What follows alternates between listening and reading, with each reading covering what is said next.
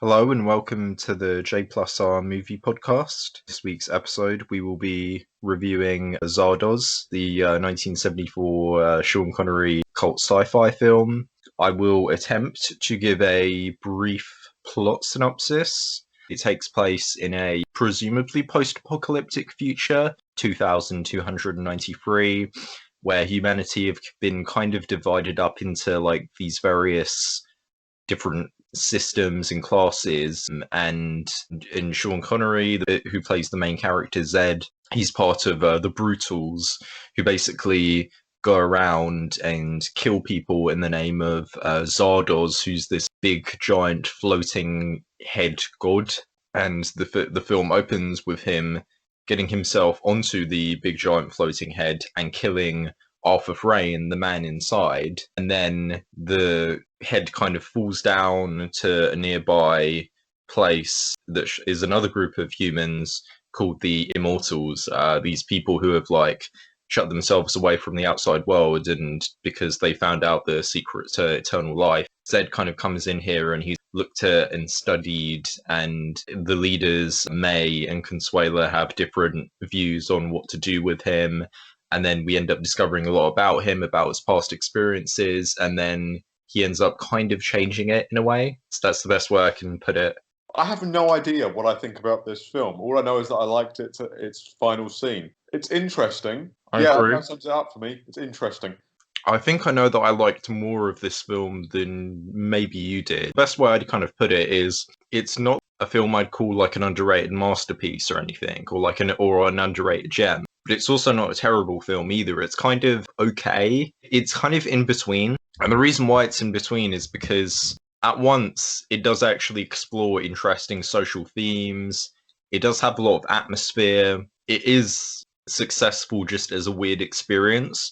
But at the same time, that weirdness kind of gets in the way and does result in a film that's kind of incoherent and very, very hard to follow and understand. And when you look at the center of the story, it's also not quite deep enough to make the weirdness worth it, I feel. So I would say that's true, because if the weirdness had kind of... I think the problem is the weirdness hasn't been threaded with the thematic stuff, so the thematic stuff feels really blunt, while also a touch confusing.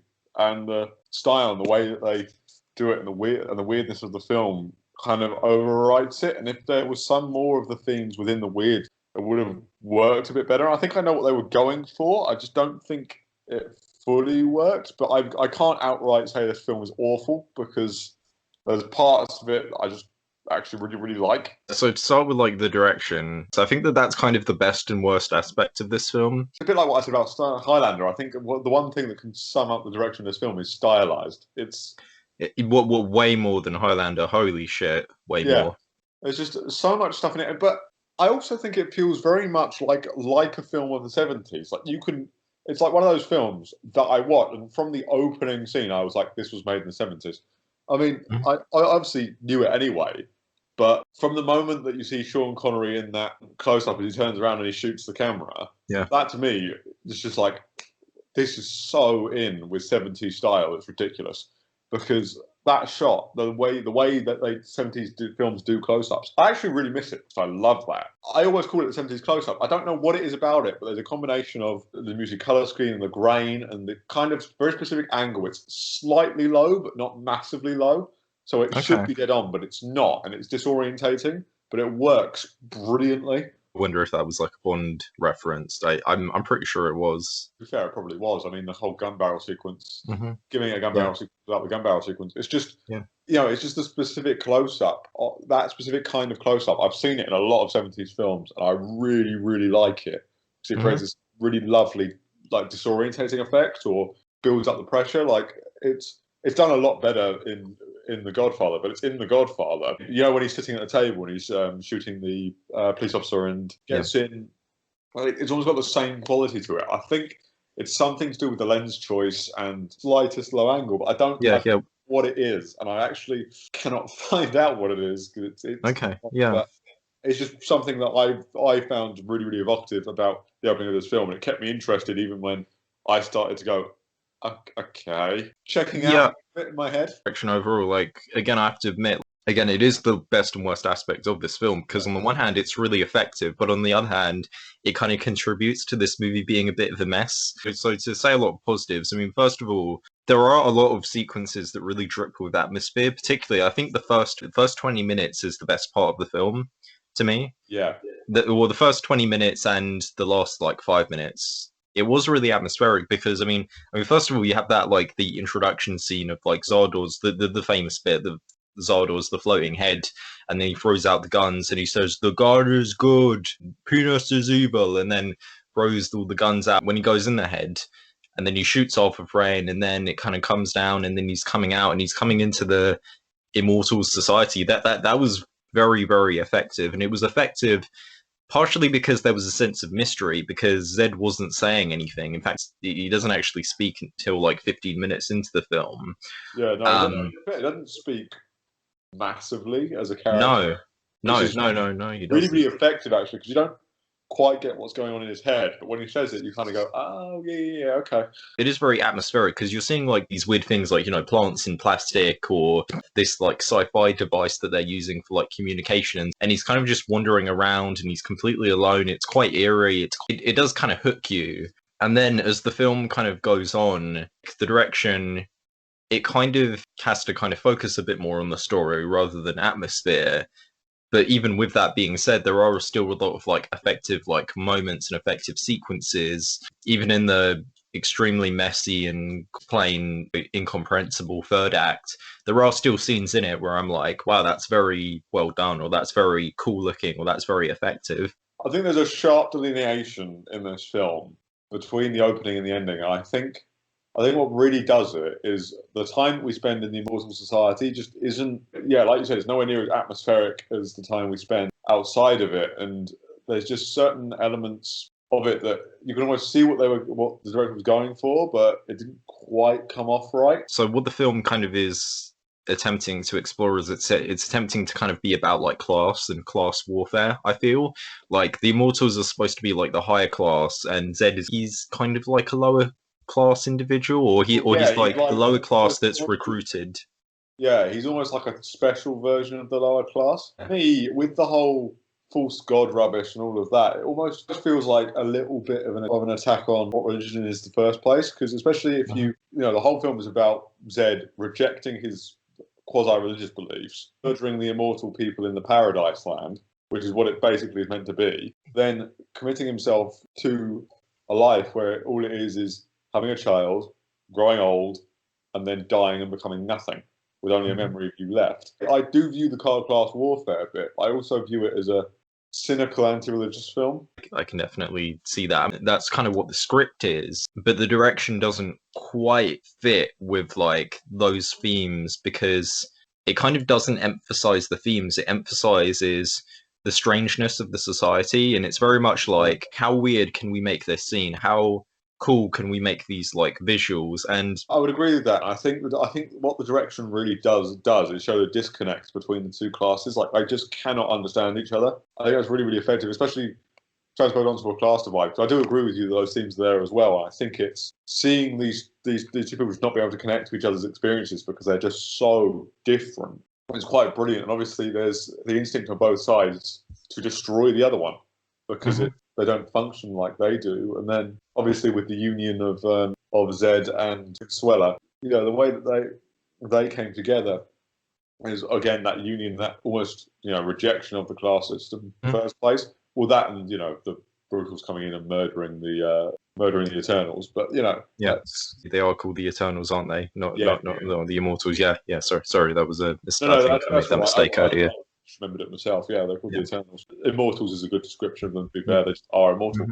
But impotent, which again is kind of is framed as a very bad thing in this film because ultimately its message is about reproduction being the purpose. It's kind of saying that you shouldn't like cheat death. You should just like accept that it's a part of life.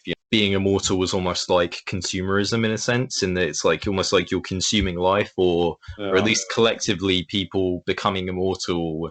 It's almost like Wall Street people gaining money, or rich people staying rich. So all of that stuff is there. It's just the way it's presented is a bit of a mess, and I think the reason why is because so the first act is kind of a bit coherent because it's like, okay, we're studying this guy, we're working out what's going on, and there's a lot of exposition regarding other areas of the place where the Eternals live, like about the apathetics or about elderly. I can't remember what name they were referred to as, the elderly people who were just kind of cast off. And then it becomes about like these reveals and these especially revealing how Zed got there in the first place, and the bit where he found the library and he discovered the Wizard of Oz, and then he found out that like the Zardoz took his name from the Wizard of Oz, and he was basically just impersonating the Wizard of Oz in that story and stuff, and it just becomes kind of a clusterfuck. I feel it just becomes reveals, explanations, and then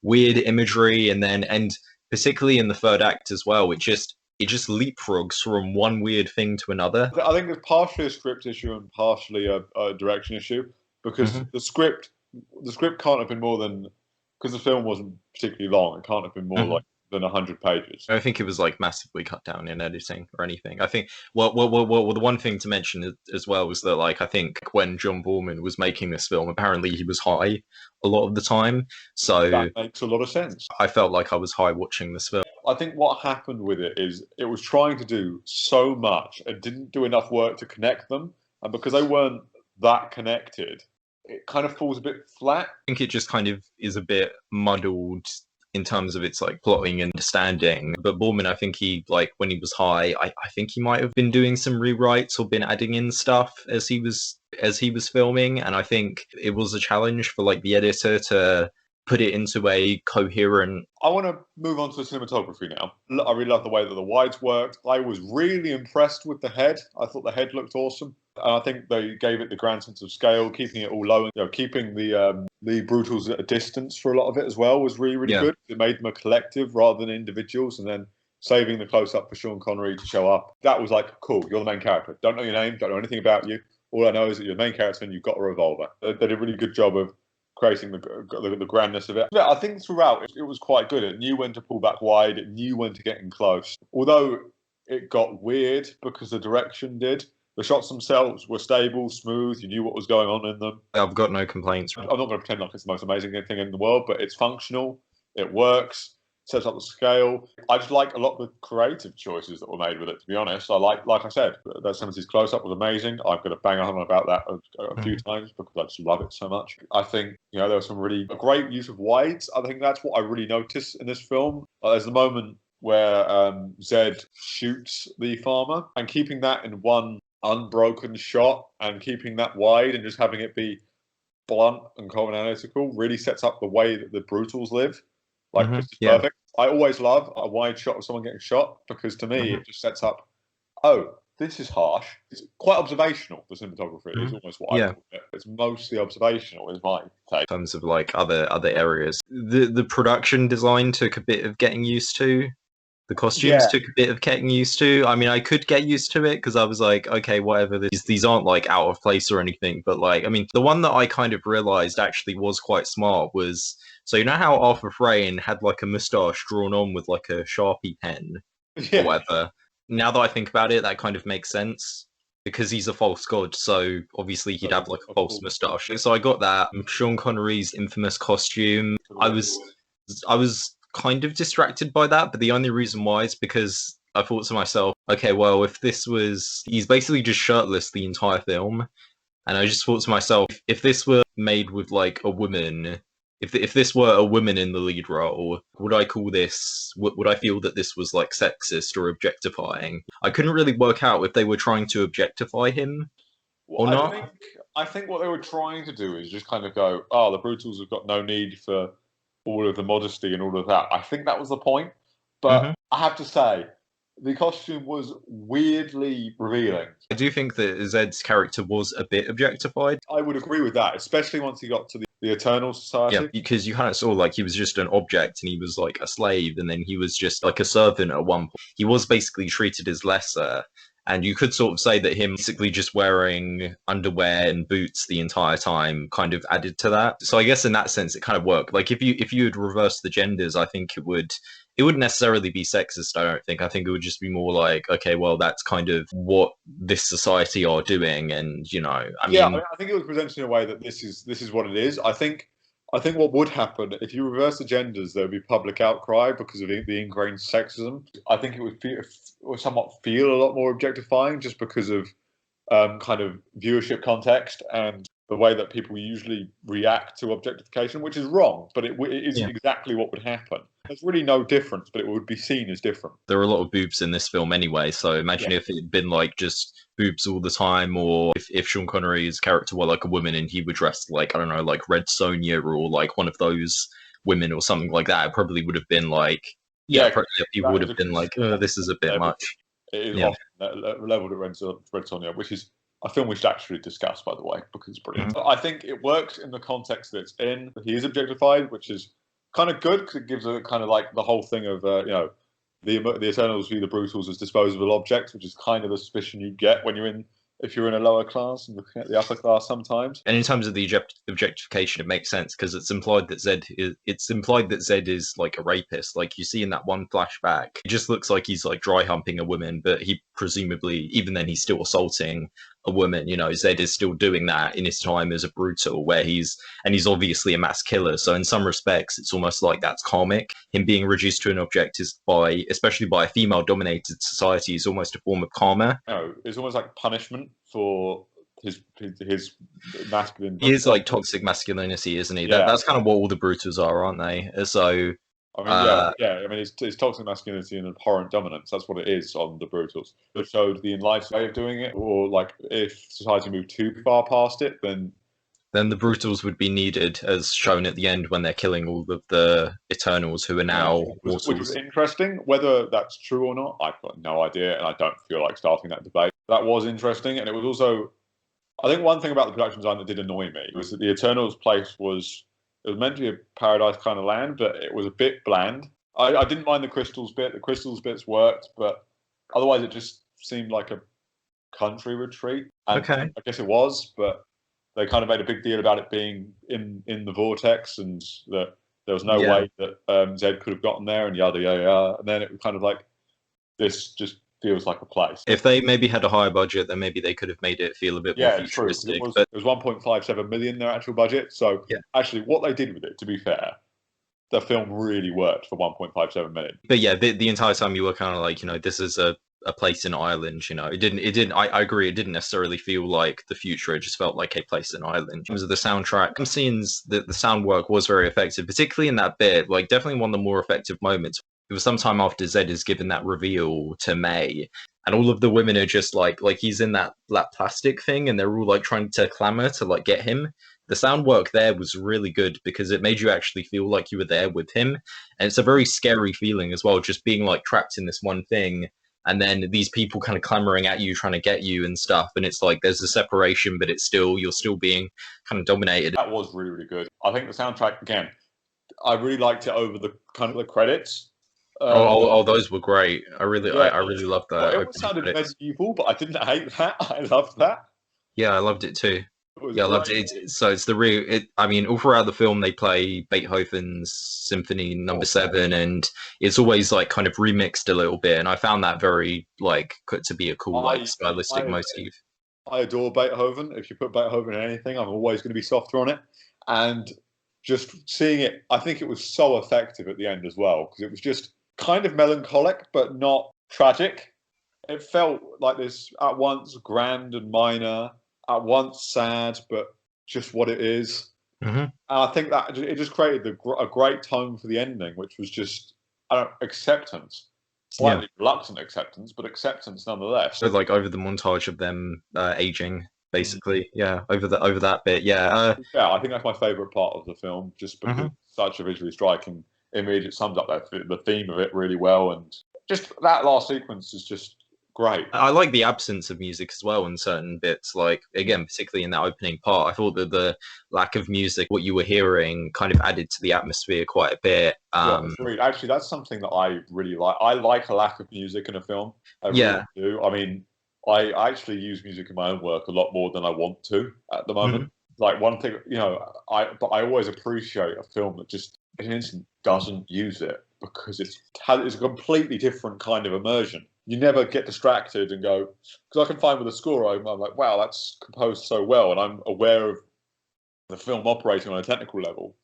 Whereas with a really, really good soundscape, again, they often say if the sound department has done its job, you don't know it's there. Performances, I kind of have a few problems of like anybody who's not Sean Connery. So the guys who played Friend and Arthur Frayn, when they were on screen, I thought that they were having loads of fun. I thought they Oh, were they were very having it fun. up. They were I having mean, a great I mean, time. I mean, the guy who played Friend, he went from like being one of these posh to be part of the upper class, like one of those like posh upper tier British men who are, like he's kind of going around explaining this stuff, but he's being super condescending all throughout. And then there's that scene that I found really, really hilarious. The bit where they basically decide to age him and then send him off to the like retirement home. And then when he was like that and he was like half that was quite good effects work to do there where they half aged him and half not aged him. That was Mm. quite impressive. And I thought his acting from that point was also really strong as well because I like I do I think it was strong in the conversion scene though, when the crystal fell off his finger and they were kind of going, we're rejecting you, we're pushing you away. I have to say, that scene I did not think was very well acted. you talking about the bit where they're holding up their hands like that. Is that Yeah, the bit? like Oh, what the hell was God, that? I thought that scene was hilarious. I really I thought that scene was so funny and I don't think it was supposed to be, but it was just but I don't know, I just couldn't really take it seriously, like them doing this and then combined with like yeah, I agree. His acting was a bit hokey in that scene. The way he was just like, oh, oh, oh, Yeah, oh, it was. like and kind of It doing was that. It was a bit like, okay, all right. I'm not really scared. I'm kind of amused watching you. Yeah, the guy who played Arthur Frayn, I mean, he didn't let the fact that he had a Sharpie moustache distract him. He did really well. Oh, I He was thought he really was fun. great. I thought he was absolutely fantastic. Was he Yeah. fantastic as in I believe his performance? No, not for a minute. Was he fantastic in the way that I thought he's made this film so entertaining? Mhm. Yes. Agree. Me, Yeah. it's just as much a good indicator of a performance in a film as necessarily believability. Because Mhm. like sometimes you just need a big villain to do a thing.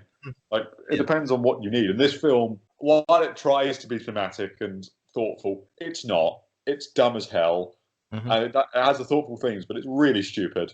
Hmm. And the acting that goes along with that, without being plain bad, is great. That is kind of what I think. Two lead female actresses were kind of taking it a bit more seriously, but I thought that they were fine. I didn't think they were great or anything. Like Charlotte Rampling was okay. She didn't have a lot to work with, but she was fine. The woman who played May, again, like did a decent job. I don't know what to think about Sean Connery's performance. I mean, I'll give it this. The star in this film, I think he had a lot of balls. Yeah, this was definitely part of his reinvention period, and this is how you knew, fuck, Sean Connery can do anything. Sean Connery could say yes to absolutely anything, and we have no idea how good it's going to be. That is And what Zardoz kind of teaches. in some scenes, I thought he was kind of convincing as like a basically an uneducated caveman, and then he kind of convinced a bit when he was revealing that he was smarter than that and that he actually had all of this knowledge. But a lot of the time, to me, what it came across more like was like he had lost a bet and just had to star in this film as a result of losing a bet. Yeah, Because yeah. I will admit there are quite a few points in this film I find you just phoned this in, didn't you? But the thing for me is Sean Connery phoning it in is still better than a lot of people, just because he was purely that charismatic. And I mean, a lot of this movie he spends just running around, and so there aren't a lot of opportunities for him to like really, really act. There are some bits where he does, and those bits are done well. He does even handle the non-dialogue bits well too. I just think that the kind of silliness of the material does slightly overwhelm him, and you can tell that he's trying to take it seriously. He's trying to like take this weird shit and make it somewhat plausible. Like what he gives up every now and then. Not the whole film, but there are little points where he just goes, "Fuck it." like I can't make sense of this, so I'm Yeah, just going to go along with it. I don't really know what to make of his acting. It's definitely one of his more interesting performances. yeah. Kind Do of. you know what? That is exactly what we're going to leave it as. It was interesting. So to move on to the script, there is definitely an interesting story in there. Something about it does feel a bit mechanical. It definitely goes more for themes and plotting than it does like having than having like characters that you can really like, get invested in, get attached to. Yeah, I would agree with that. I think on a purely technical level, it works. The structure's quite clear. Plot progression works well. The stakes do kind of escalate themselves. It does give you time to get immersed into each world. Like I feel like I understand both worlds. I might not like them, but like get builds to a climax that is really set up right from the start. You know, obviously Zardoz is the false god you're going to have to reject eventually, and they do. And Connery separating from the weird cult rubbish was always kind of set up because they individualized him in the shot. So, you know, the script on that level was really, really technically constructed. I didn't know too much about Zed throughout the film. I got that he was a bit smarter. I got that he'd done some bad stuff before and kind of got his punishment. I got that. I didn't see much of what really drove him. And I get that that might be a commentary on, you know, the purposelessness of existence and things like that. Or the interchangeability of the brutals, you could argue. Yeah, it could be that. But you still have to give the character an actual drive. I didn't feel like he really wanted anything. Because from the start, I was like, oh, he's just going to exterminate. That's what he does. That's what he wants to do. Okay, cool.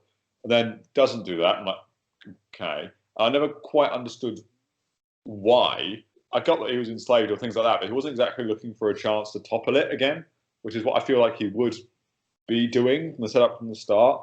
So that for me was a bit of an inconsistent motivation. The most like motivated and characterized he is weirdly in the flashbacks where when they reveal that he finds out that thing about Zardoz being taken from the Wizard of Oz and like his love of Zardoz is like shattered, and then that leads to him like going to kill Zardoz. That would make for a more interesting movie than the one that we had, or at least like one that would give the main character a bit more of an arc than the main narrative. More thematically consistent if they'd done that. What they were going for, I feel, was like he was going from like, you know, just a purely like interchangeable member of this brutal killing society to an enlightened figure who basically rejects all of these societies and goes off, and also brings about the end of the Eternals, and to some degree goes from being like a killer to not being a killer. Like there is some development, like how at the end of the film he refuses to kill that woman,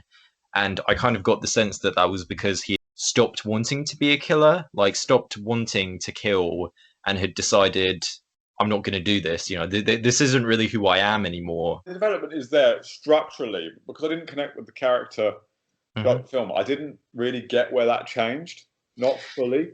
Yeah, I think it might have changed when he found out that he was kind of created to topple this society. It could have been that. I mean, maybe it didn't land for me. The script did better than anything. Its world building was really good. It introduced us to the atmosphere really, really well.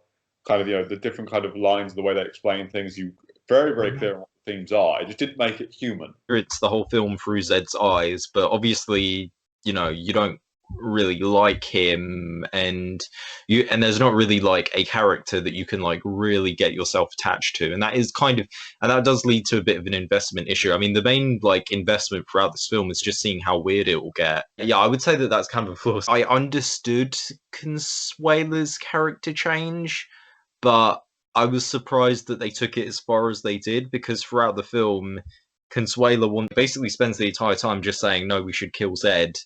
And then, just on a whim, she changes her mind. The only explanation as to why she changes her mind is just because she says, like, oh, I've become like you, or something. In my quest to take you down, I've become like you, to Zed specifically. And I didn't quite buy that. I was like, that's very sudden. That's a very, very sudden transition. And then the film attempting to kind of say, like, oh, they're in love, and then they're going to have a baby together. I don't know. I don't know. I didn't really buy that. I thought that was more just in service of the ending. I think the transition didn't work. It was literally just A to B, and they hadn't figured out how to get to A to B, except with that. It always feels like something you leave in a script. You know, when you're writing and you leave something because you're like, right, I need to get from A to B, but I don't actually know how to do that yet. So this will get me from A to B to now, and then I'll do it again in the second draft.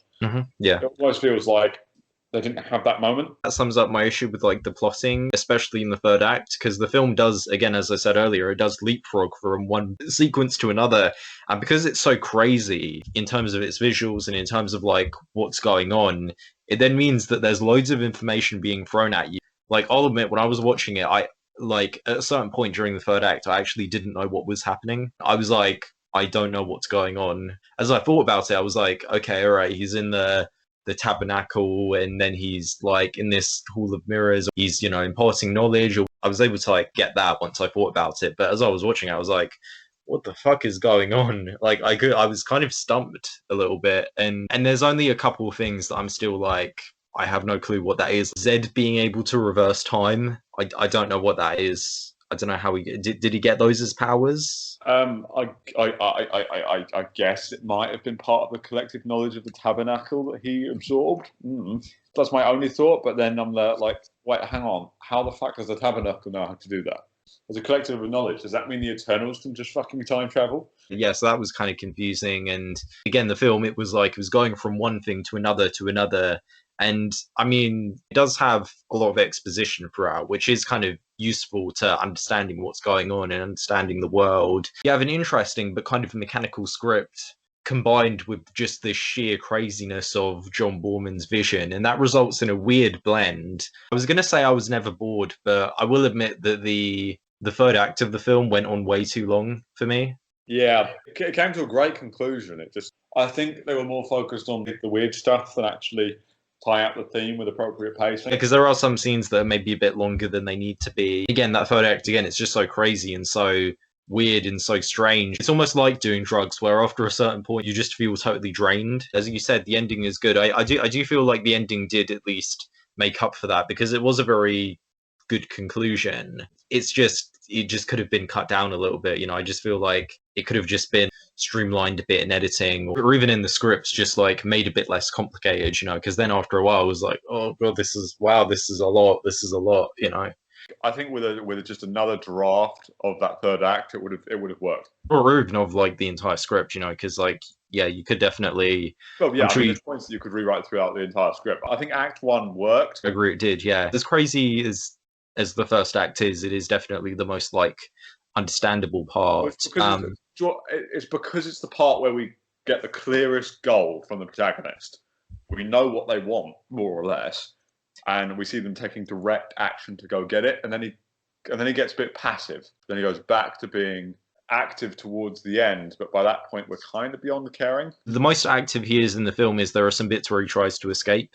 Yeah, that's the most active that he gets as a character. So overall, I mean, Zardoz, I regret watching it. It's definitely worth watching if you just want to see a really weird movie. You want to see a film that's like campy, also attempts to explore social themes, is unpredictable in its weirdness, then I think it's definitely worth watching.